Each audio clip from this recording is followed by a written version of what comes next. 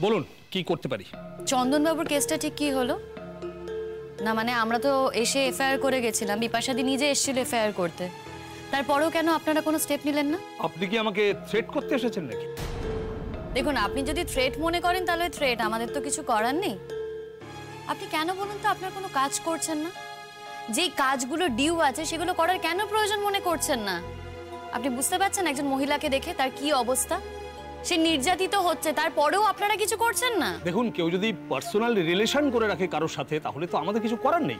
এটা পুরোপুরি ওদের ফ্যামিলি ম্যাটার। ফ্যামিলি ম্যাটার তো বুঝতে পারলাম, সেখানে নয় আপনি কিছু করতে পারবেন না, কিন্তু যে মেয়েটির ওপর দিনের পর দিন ডোমেস্টিক ভায়োলেন্স হচ্ছে তার জন্য তো কিছু একটা করতে পারেন, একটা তো স্টেপ নিতে পারেন। সেটাই বা নিচ্ছেন না কেন? বুঝতে পারছেন না যে ও একটা মেন্টাল ট্রমার মধ্যে দিয়ে যাচ্ছে? सर आप लोगों को तो सब कुछ साफ साफ पता है, फिर भी আপনারা कुछ भी করছেন না, লোকাল থানা से কোনো স্টেপই নিচ্ছে না, আর জানবুঝ के আপনারা ইগনোর করছেন। স্যার কত টাকা দিয়েছে আমার হাজবেন্ড আপনাদেরকে বলুন তো? দেখুন, আপনি থানায় বসে আছেন আর আমি ইউনিফর্ম পরে আছি। আপনি কিন্তু অত্যন্ত বাজে কথা বলছেন। আপনি যদি কিছু না করেন তাহলে কিন্তু আমাদের হায়ার অথরিটির কাছেই যেতে হবে। কি তখন থেকে হায়ার অথরিটি করছেন? শুনুন, আমাকে হায়ার অথরিটির ভয় দেখাবেন না। যান যান যান যান, আপনার যেখানে ইচ্ছে যান, যাকে খুশি যা ইচ্ছে বলুন, কিন্তু আমি আপনাদের ফ্যামিলি ম্যাটারের মধ্যে ঢুকতে পারবো না।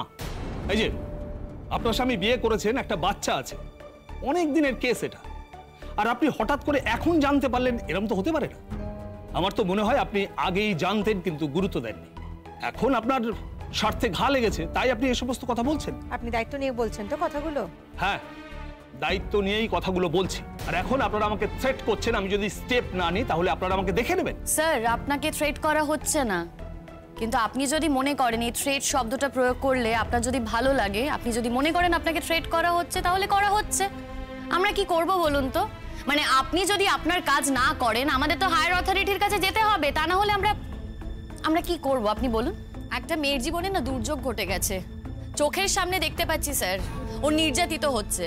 হঠাৎ করে ওনার স্বামী একজন মহিলাকে নিয়ে এসেছে, বাচ্চাকে নিয়ে এসেছে, সেসব চোখের সামনে দেখার পরও আমরা সবাই হাত পা গুটিয়ে বসে থাকবো কেন স্যার? অন্যায় হচ্ছে তো, আর এই অন্যায়টাকে আপনারা প্রমোট করছেন। আপনারা প্রমোট করছেন বলে আমরা কিন্তু সেটাকে প্রমোট করব না, আমরা প্রতিবাদ করব। আপনারা তো কিছু করছেন না। আমরা যদি সেই অন্যায়কে প্রতিবাদ করি তখন আপনারা বলছেন যে আমরা অন্যায় করছি, আমাদের দোষ, আমরা আপনাদের থ্রেট করছি। শুনুন, একটা কথা বলি, আপনি তো আমাদেরকে একেবারেই চেনেন না তা তো নয়। আমরা এর আগেও বহুবার এসেছি, আমাদের বিভিন্ন সমস্যার মুখোমুখি হয়ে। আপনি তো চেনেন আমাদের, সবটাই জানেন। এত বছর ধরে যে চন্দন আমার সঙ্গেই থাকতো সেটাও আপনি জানেন। হঠাৎ করে বাইরে থেকে কোন এক মহিলাকে ওর তুলে নিয়ে চলে এলো, আর বাড়িতে আমার থাকার জায়গা হবে না, সেটা তো হতে পারে না। এটা কি আমার স্বামী, তো আমার লিগ্যাল হাজবেন্ড, উনি কি আমার সঙ্গে এটা করতে পারেন বলুন তো? না, এটা উনি করতে পারেন না। ঠিক আছে, আমি চন্দন বাবুকে ডেকে কথা বলে নেব। ডেকে কথা বলে নেবেন বলছেন স্যার? এতদিন ডেকে কথা বলেননি কেন? আমরা তো কবে এফআইআর করে গেছে, আপনার তো ডাকা উচিত ছিল। আপনি আপনার সময় মতো ওকে ডাকবেন ভাবছেন। দেখুন, একটা কথা পরিষ্কার বলছি, আপনি যদি মুভ না করেন আমরা কিন্তু ধর্নায় বসবো। আপনি কি আমাকে ভয় দেখাচ্ছেন? কি ধর্নায় বসবেন? হ্যাঁ, শুনুন, আগের ডিএম এর সঙ্গে আপনার চেনা জানা ছিল, কিন্তু সেই ডিএম এখন আর নেই। ও আচ্ছা আচ্ছা, সেই কারণেই আপনি এত বাড়াবাড়ি করছেন। Mind your language.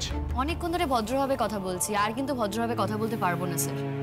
আপনারা কি ভাবছেন বলুন তো? হ্যাঁ, বিপাশাদি ইনসিকিউর ফিল করছে, ওর মনে হচ্ছে যখন তখন ওকে কেউ মেরে ফেলতে পারে। কি করছেন আপনারা ওর জন্য? ওকে কি প্রোটেকশন দেবেন? সত্যি তো, আমরা তো এমনি এমনি আসিনি, আমরা তো ওর জন্য রিড্রেসালের জন্যই এসেছি। আচ্ছা, আমি কি সুরক্ষা দেবো বলুন তো? আমি কি এখন বাড়িতে পুলিশ পোস্টিং করব?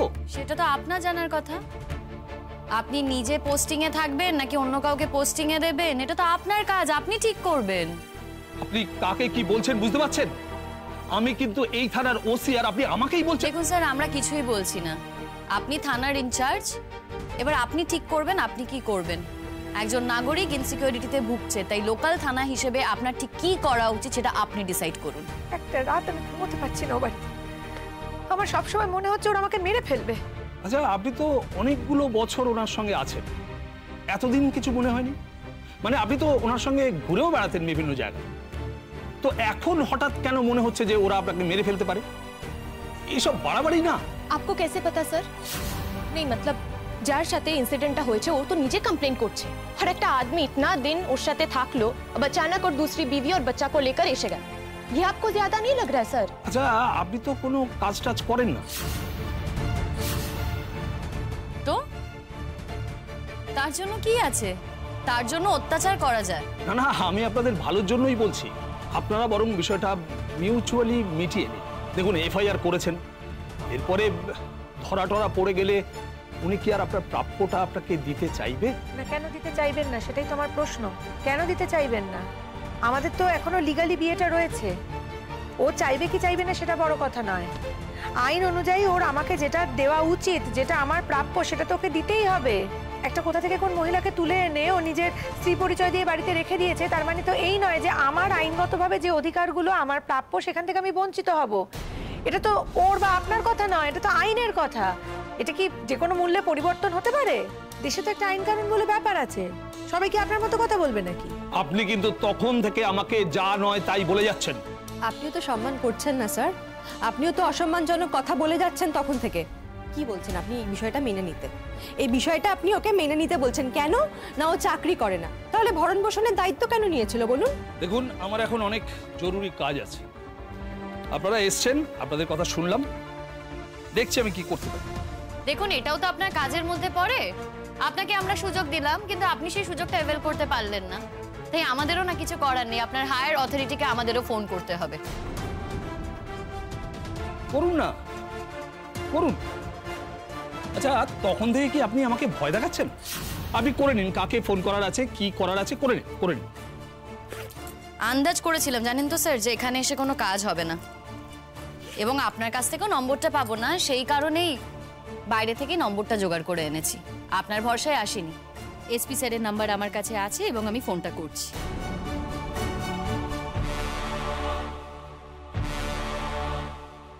আপনি এসপি স্যারকে ফোন করছেন?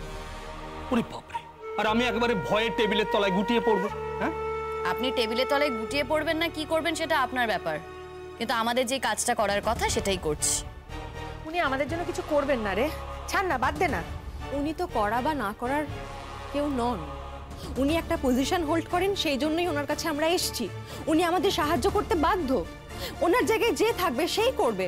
ওনার একটা মিশনারি আছে, ওনার একটা হায়ার অথরিটি আছে, তারা যেটা বলবে সেটাই তো উনি করবেন, সেটাই তো ওনার কাজ। हाँ सर, आप तो आपका काम ठीक से করছেন না, উল্টা इस तरह से बात করছেন कि একটা মেয়ে অসম্মানিত হচ্ছে, ওর ব্যবস্থা করছেন আপনি।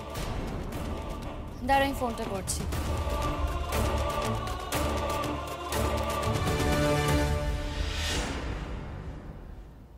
Hello.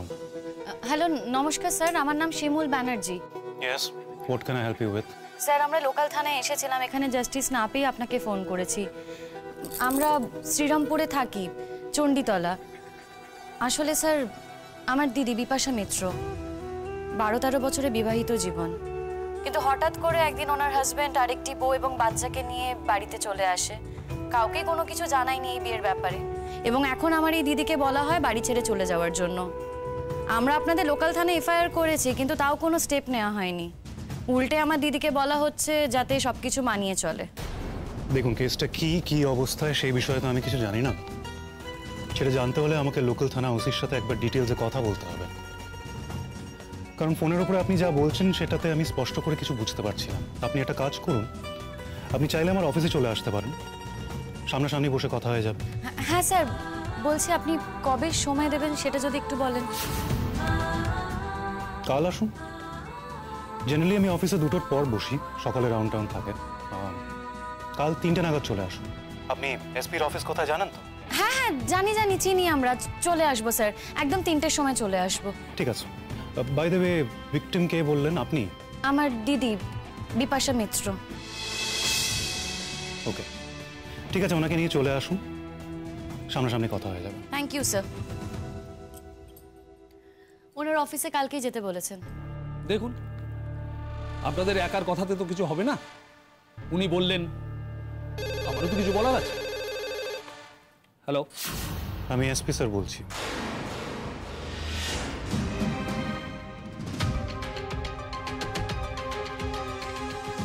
ইয়ে স্যার, বলুন। কি কেসটা বলুন তো, কি হচ্ছে আপনার থানায়? এই বিপাশা মিত্র কেসটা কি? কিছু না স্যার, একদম ফ্যামিলি ম্যাটার। ওনাদের অনেক দিনের বিবাহিত সম্পর্ক, তার মধ্যে ছেলেটা বোধহয় কারোর সঙ্গে অ্যাফেয়ার করেছে, একটা বাচ্চাও আছে, বাড়িতে নিয়ে এসছে। আমি গিয়েছিলাম, অফিসিয়াল ভিজিট করেছি। এখন স্যার ওনারা বলছেন স্টেপ নিতে। স্যার স্টেপ নিতে গেলে তো আমার হাতে উপযুক্ত প্রমাণ থাকতে হবে স্যার। শুনুন, আপনার এগেনস্টে অলরেডি আমি অনেক রকম কমপ্লেন্ট পেয়েছি। একজন মহিলা আপনার দ্বারস্থ হয়েছে, তার কি বেনিফিট হতে পারে সেটা না দেখে আপনি তাকে মিসগাইড করছেন কেন? না না স্যার, মিসগাইড করিনি। আমি তো ওনাদের ভালোর জন্যই বলেছি স্যার। আমি বলেছি যে মিউচুয়ালি মিটিয়ে নিন ব্যাপারটা, না হলে ওনার স্বামী তো ওনার প্রাপ্যটা ওনাকে দেবে না। মানে আমি তো স্যার ওদের ভালোর কথা ভেবে। কালকে সকালে আপনি আমার অফিসে আসবেন এই কেসটা নিয়ে কথা বলতে। আর শুনুন, আপনার এগেনস্টে আমি অনেক রকম কমপ্লেন্ট পেয়েছি, আর এরকম কমপ্লেন্ট যেন না আসে। আপনাকে আমি আগেও বলেছি, এখনো বলছি, this is year final warning. আপনার সম্পর্কে আর কোনো অভিযোগ যেন না শুনতে পাই। Good day.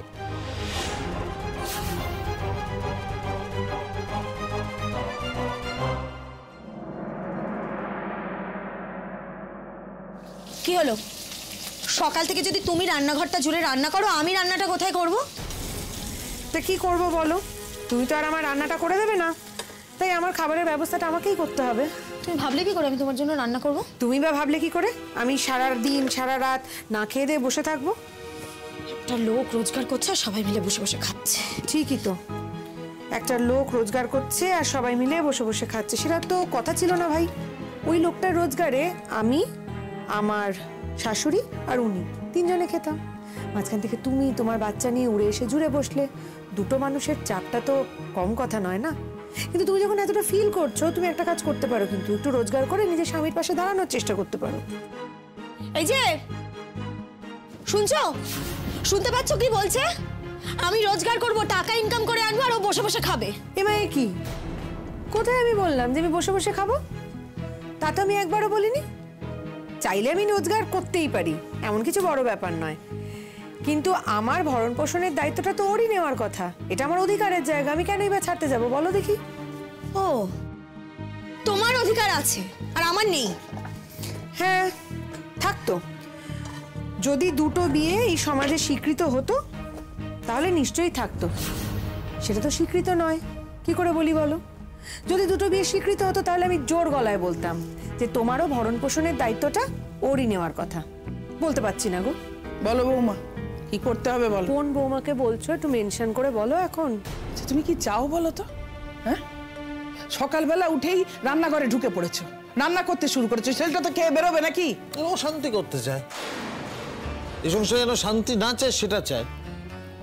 কবে থেকে বলছি বাড়ি থেকে বেরিয়ে যেতে, যাবেও না। এটা সে কি গো, তুমি যে কদিন আগে আমাকে বললে তুমি নাকি আমাকে প্রাণের থেকে বেশি ভালোবাসো, আমাকে ছাড়া নাকি তোমার চলবেই না, আমি তোমাকে ভুল বুঝছি, তুমি দুঃখে জর্জরিত হয়ে গেছিলে, আর দুদিনের মধ্যে পাল্টে খেয়ে গেলে। কত মিথ্যে কথা, কত ভুলভাল কথা আমাকে বললে। হ্যাঁ, তুমি নাকি তোমার বন্ধুর বউকে হেল্প করতে গেছিলে। কি ভাবছো? তুমি কি ভাবছো যে এই কথাগুলো আমি রেকর্ড করিনি? আচ্ছা, আমি যে রেকর্ড করিনি এটা কি করে এত কনফার্ম হয়ে বলতে পারছো? ওই পাড়ার ওই মেয়েগুলোর সাথে মিশে সব শিখেছো তুমি? হ্যাঁ, বাহ। শোনো, এইসব অনেক কারণ, বুঝলে, অনেক কারণ জমে যাবে, সেই কারণে আমি তোমাকে ছাড়তে। খবরদার, আর একটা কথাও তুমি বলবে না। যথেষ্ট অসভ্যতা করেছো। তোমার এই অসভ্যতার জন্য আমরা কত দূর যাচ্ছি সেটা বোধহয় তুমি জানো না। আর সেই তো, আমার সংসারটা নষ্ট না করলে তো তোমার চলবে না। বটেই তো, অবশ্যই। আমার সংসারটা নষ্ট করার সময় তো তুমি ভাবোনি, তোমার সংসার নষ্ট করার আগে তো তুমি আমার সংসার নষ্ট করেছো। সেবেলা কিছু মনে হয়নি? দেখো বৌমা, রোজ রোজ সকালবেলায় অশান্তি আমার আর ভালো লাগছে না। কি করবে বলো মা? তোমার ছেলে অশান্তি করার মতো কাজ করেছে তাই রোজ রোজ বাড়িতে অশান্তি হচ্ছে। তোমার ছেলে বাড়ি বয়ে অশান্তি ডেকে এনেছে তাই অশান্তি হচ্ছে। তুমি একটা কাজ করো না, তুমি রাগ করে বরং মেয়ের বাড়ি চলে যাও। তা তো করছো না। রাগ তো তুমি করছো না, উল্টে তোমার ছেলেকে তুমি প্যাম্পার করে চলেছো। সেটা না খুব ভালো করে বুঝতেও পেরেছি গো মা, দেখতেও পাচ্ছি রোজ। একটা কথা মনে রেখো মা, অন্যায় যে করে এবং অন্যায় যে সহে দুজনে কিন্তু সমানভাবে অপরাধী। তোমার ছেলে তো বিরাট অন্যায় করেছে, তার বিচার হবে, তার শাস্তিও হবে, কিন্তু তুমিও সেই অন্যায়টা দিনের পর দিন সহ্য করেছো, করে চলেছো। তোমার কোনো বিচার হবে না, এটা ভাবলে কি করে? চন্দন, একটা কথা আমি তোমাকে পরিষ্কার করে বলে দিচ্ছি, এবার যদি তুমি আমার জন্য অন্য বাড়ি না জোগাড় করো তাহলে কিন্তু তোমার সাথে আমার অশান্তি হবে। আমি আর এই বাড়িতে থাকতে পারবো না। আর আমি কেন তোমার পুরনো বউয়ের সাথে থাকতে যাবো বলো তো? সহ্য কথা বলছো, আমার যদি টাকা থাকতো আমি কি এখানে থাকতাম? আমার টাকা কোথায় আমি নতুন বাড়ি নেবো? দেখো, এটা আমার মায়ের বাড়ি, মায়ের বাড়িতে আমরা আছি। মা তার বাড়িতে যাকে যাকে থাকতে দেবেন বলে মনে করেছেন তারা তারা এই বাড়িতে আছে। মা যখন সেখানে দাঁড়িয়ে পরিষ্কার করে বলছে মা তোমাকেই চায়, তখন একটা মানুষের মিনিমাম মান সম্মান লাজ লজ্জা থাকলে তার তো এই বাড়ি থেকে নিজেই চলে যাওয়া উচিত। নেই গো, আমার মিনিমাম মান সম্মান বোধ নেই। আমার মান সম্মান বোধ এতটাও নেই যে তোমার মা বললেন বলেই আমাকে সুরসুর করে শ্বশুরবাড়ি ছেড়ে চলে যেতে হবে। আমার অধিকারটার কি হবে তাহলে? আজকে আমরা এসপি স্যারের কাছে যাচ্ছি। যদি এসপি স্যার বলেন যে আপনি এ বাড়ি ছেড়ে চলে যান, যাব। উনি না বলা অব্দি আমি যাব। স্যার আমাকে শান্তি দেবে না, তাই তো? আমারই পয়সায় খাচ্ছ, আমারই বাড়িতে থাকছো। আর দেখেছো মা, দেখেছো? সত্যি বৌমা, তোমাকে কি বলি বলো তো? তুমি আমার ছেলেটারই সর্বনাশ করতে চাইছো। যদি মন থেকে কেউ কারোর সঙ্গে থাকতে না চায় তাহলে জোর করে কি কেউ থাকতে পারে? থাক মা, প্লিজ। আর মনের কথা তুমি বলো না। মন কি চাইছে সেটা আমি ভাবতেই ভুলে গেছি। এতদিন তো জানতাম, মন থেকেই জানতাম যে তোমার ছেলে আমাকে ভালোবাসে, আমার সাথেই থাকে। আবার আজ এই একই কথা মন থেকেই জানি যে না, থাকে না। তোমার ছেলে আমার সঙ্গে থাকে না, থাকতে চায়ও না, আমাকে ভালোবাসে না। মনের কথা আর জিজ্ঞেস করো না। আর মনের কথা বুঝতে পারলেও আমি যে বাড়ি ছেড়ে চলে যাব তোমাদের সবাইকে, এই বাড়িটা ছেড়ে দিয়ে, এই গ্যারান্টি কি করে আমি দিই বলো তো? এই গ্যারান্টি আমি দিতে পারবো না। আমারও তো একটা ভবিষ্যৎ বলে বস্তু আছে, সেটার কথা তোমাকে ভাবতে হবে। শুধুমাত্র তোমার ছেলের ভবিষ্যতের কথা ভাবলে তো হবে না। তুমি ভাবতে পারো, আমাকেও তো আমারটা ভাবতে হবে। কিছু মনে করো না, আমি আমার ভবিষ্যৎ সুনিশ্চিত না করে তোমার ছেলের ভবিষ্যতের কথা ভাবতে পারবো না।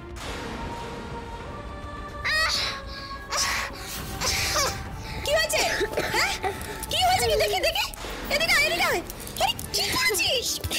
হ্যাঁ, কি করেছিস? ওকে মারছো কেন? দেখি নিশ্চয়ই কোনো কষ্ট হচ্ছে, চোখে জল বেরিয়ে গেছে। দেখো, আরে আমার বাচ্চাকে আমি মারবো না কি করবো, তাতে তোমার কি দরকার? আমার উপর রাগ করে বাচ্চাটাকে কষ্ট দিও না। ওর নিশ্চয়ই গলায় কিছু ঢুকেছে, দেখো কষ্ট হচ্ছে ভীষণ। খুব দরদ না তোমার? হ্যাঁ সত্যি দরদ। চোখের সামনে একটা এইটুকু বাচ্চাকে কষ্ট পেতে দেখছি তো, তাই দরদ। কি হয়েছে রে মা? কি করেছিসটা? কি কি খেয়েছিস বল না। আরে বাবা, মেয়েটার পিঠে চাপড় মারো না। গলায় যদি কিছু ঢুকে থেকে বেরিয়ে যাবে, চাপড় মারো।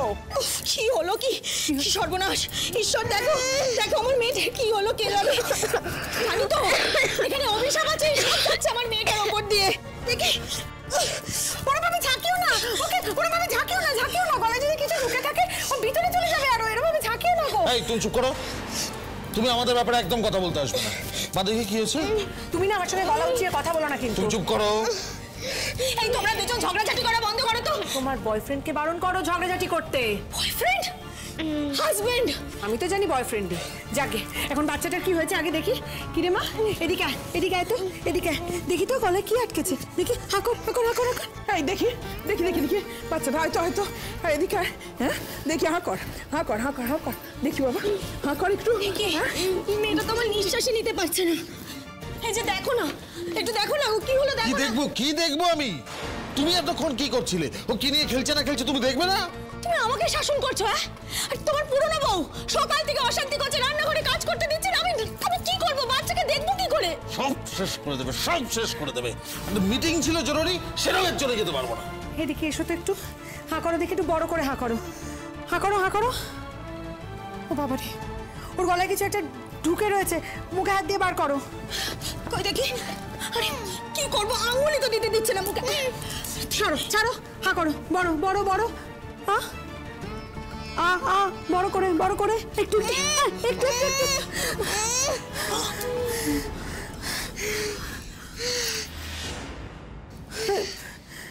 এই ছোট বলটা বোধহয় খেলতে খেলতে গলায় ঢুকিয়ে ফেলেছিল।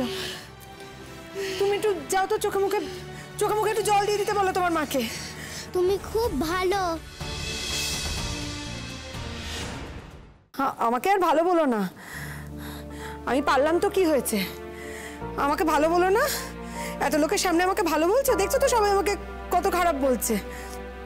তুমি বরং যাও, তুমি একটুখানি মুখে কুলকুচি করে এসো তো জল নিয়ে। বলটা নোংরা মুখে দিয়েছিল, মুখটা একটু ধুইয়ে দাও। আর কখনো এরকম করো না, বুঝলে? খেলতে খেলতে কখনো কোনো কিছু মুখে দিয়ে দেবে না। দেখলে তো তোমার গলায় আটকে গিয়ে কি কষ্টটাই না তুমি পেলে। মা, কষ্ট হচ্ছে না? তুমি তো সকাল থেকে উঠে ঝগড়াই করছিলে, আমার যখন এত কষ্ট হচ্ছে তুমি তো দেখোই নি। হে ঈশ্বর, তুমি রক্ষা করেছো, ঈশ্বর রক্ষা করেছো। একদমই, এটা বড় ঘটনা ঘটতে পারতো। কখনো কখনো না মা, ঈশ্বর নয়, মানুষকেই কোনো কোনো পরিস্থিতি সামাল দিতে হয়। এত ছোটখাটো ব্যাপারে ঈশ্বর মাথা গলাতে আসেন না। আর ওকে আজকে গলা থেকে বলটা বের করে বাঁচালাম আমি, কোনো ঈশ্বর নয়। আমাকে ক্রেডিট দিতে এখনো তোমার এতটা অসুবিধা? না, ক্রেডিট যদি আমি চাইছিও না, একবারের জন্যেও না। শুধু বললাম সব পরিস্থিতিতেই ঈশ্বর রক্ষা করেন না। আর এই যে শোনো, তোমাকে বলি, নিজের বাচ্চার প্রতি না একটু খেয়াল রেখো, একটু সামলে রেখো, আগলে রেখো। বাচ্চার এরকম হলে কিভাবে বাচ্চাকে উদ্ধার করতে হবে সেটা ওরকম হাউ হাউ করে চিৎকার করলে হয় না, বোঝা যায় না। সেটা একটু মাথায় রাখতে হয়। আমার বাচ্চাটার গলা থেকে বলটা বার করেছে বলে এত ক্রেডিট নেওয়ার কিচ্ছু হয়নি। তোমার মনে হচ্ছে, তোমার মনে হচ্ছে আমি ক্রেডিট নিচ্ছি? না মধুরিমা, আমি ক্রেডিট নিচ্ছি না, নিতে চাইও না। শুধু বাচ্চাটাকে একটু রিলিফ দিতে পেরেছি, এই যা। তুমি যে সম্পর্কটার হাত ধরে চলে এসেছো না বাচ্চা নিয়ে এ বাড়িতে, সেই সম্পর্কটা তোমার থাকবে না মধুরিমা, থাকতে পারে না। যদি থাকার হতো তাহলে আমার সংসারটাও টিকেই যেত, আমার সম্পর্কটা বেঁচে থাকতো, এভাবে শেষ হয়ে যেত না। প্রথমে তো তুমি অনেক বিদ্রোহ করেছিলে, তারপরে নিজের স্বার্থেই সমস্ত বিদ্রোহ তোমার জীবন থেকে চলে গেছে। তুমি একটা কথা মাথায় রেখো মধুরিমা, বাচ্চাটাকে এত অবহেলা করো না। না আমি থাকবো তোমার জীবনে, না যাকে তুমি আজ স্বামী বলে পরিচয় দিতে চাইছো, না সে থাকবে তোমার জীবনে। থেকে যাবে তোমার সন্তান, আর এই সন্তান ভবিষ্যতে তোমাকে 1000 গুণ ফেরত দেবে। তুমি মিলিয়ে নিও আমার কথা। এই কথাটা যদি মন থেকে তুমি বিশ্বাস করতে পারো, তাহলে দিনের পর দিন অন্তত একটা মিথ্যের দোহাই দিয়ে আমার সঙ্গে এই অসম লড়াইটাতে তুমি যাবে না, যেতে পারো না।